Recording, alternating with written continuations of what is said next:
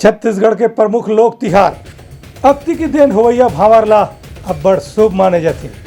फिर कुछ जगह जुन्ना सोच के मन हा बाल विवाह घलो कर देती। तेन ल रोके बर तेलेगांव कबीरधाम जिला के पुलिस वाले मन हा बाल विवाह ल रोके बर वनांचल ग्रामवासी मन ला करी जागरूक।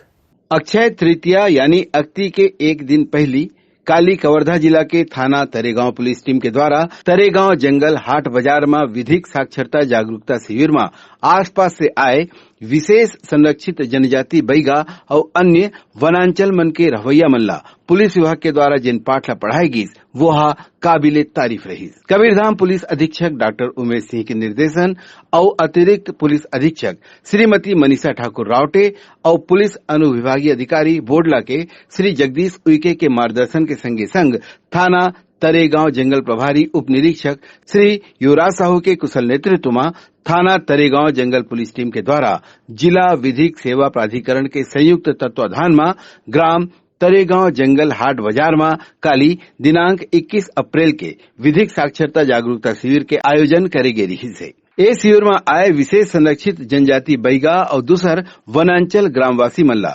कानून के जानकारी दे के जागरूक करेगी।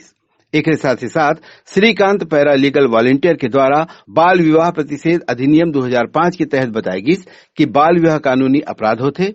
शादी पर लड़की के उम्र कम से कम 18 साल और लड़का के उम्र 21 साल तो होना ही चाहिए। ये कानून के उल्लंघन करैया मन ला 2 साल के जेल और 1 लाख के जुर्माना घलो हो सकत है। और समझाएगी कि ये कानून के बारे में सिखाए के यही सबसे सही मौका हावय काबर की काली अक्ति है और सब बोझन ला ये बात समझ के विवाह कानून के पालन ला करना चाहिए।